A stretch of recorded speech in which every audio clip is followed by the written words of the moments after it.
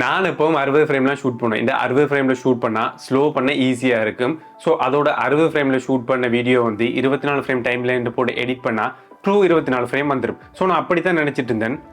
ஆனால் அது உண்மை இல்லை.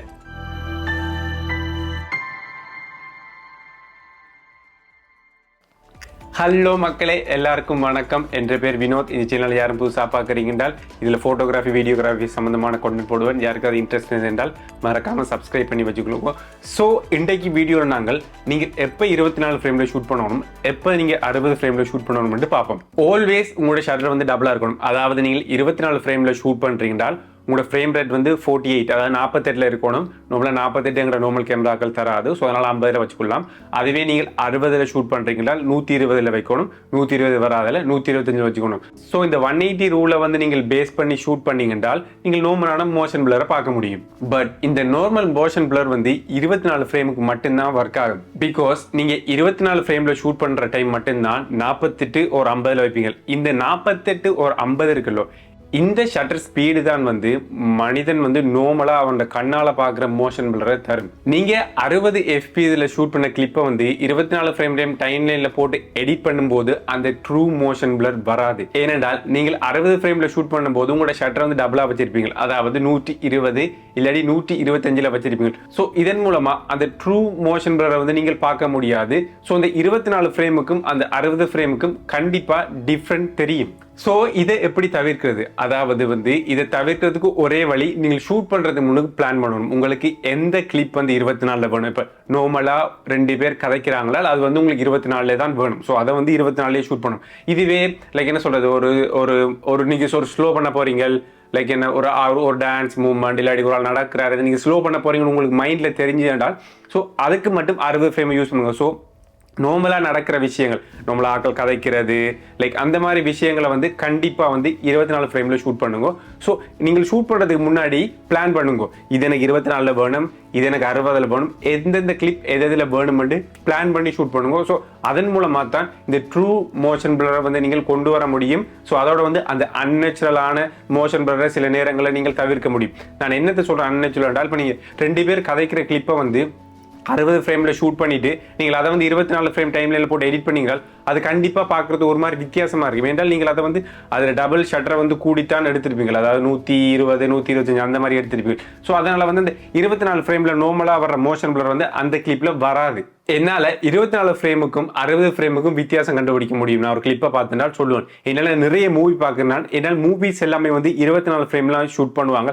நீங்கள் வேணும்னால் இப்போ ரீசெண்டாக எதுவும் பார்க்குறீங்கனால் சீரியலையும் ஒரு மூவியை கம்பேர் பண்ணி பாருங்க. சீரியல்ஸ் வந்து சின்னதில் வந்து ஹை ஃப்ரேம் ரேட்லாம் ஷூட் பண்ணியிருப்பாங்க. ஸோ அதில் வந்து உங்களுக்கு கொஞ்சம் என்ன சொல்கிறது, எல்லாம் கொஞ்சம் கிளியராக இருக்கிற மாதிரி, ஓவர் ஷார்ப்பாக இருக்கிற மாதிரி தெரியும். ஸோ ஏனென்றால் வந்து அது வந்து 24 ஷூட் பண்ணல, ஏன்றால் அவங்க வந்து சேஃப்டிக்காக சில நேரம் ஸ்லோ பண்ண பண்ணியிருக்க மாட்டாங்க.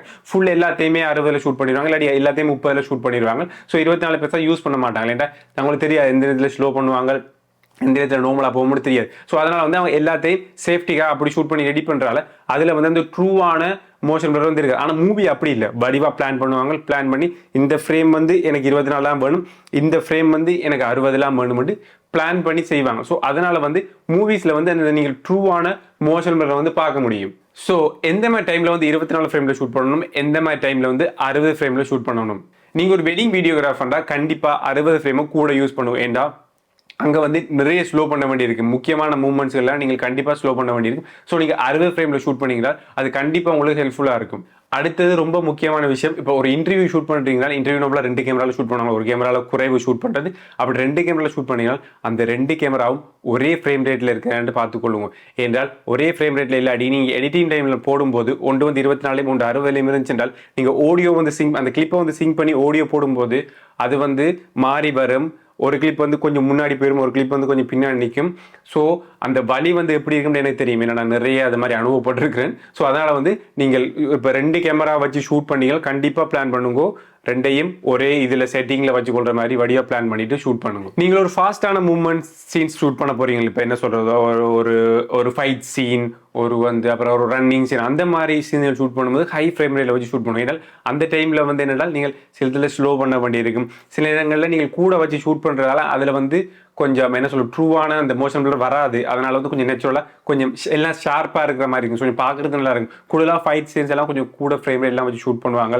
அதே மாதிரி ஒரு ஸ்போர்ட்ஸ் ஈவெண்ட்ஸ் எல்லாம் கொஞ்சம் கூட ஃப்ரேம் ரேட்டில் வச்சா ஷூட் பண்ணுவாங்க.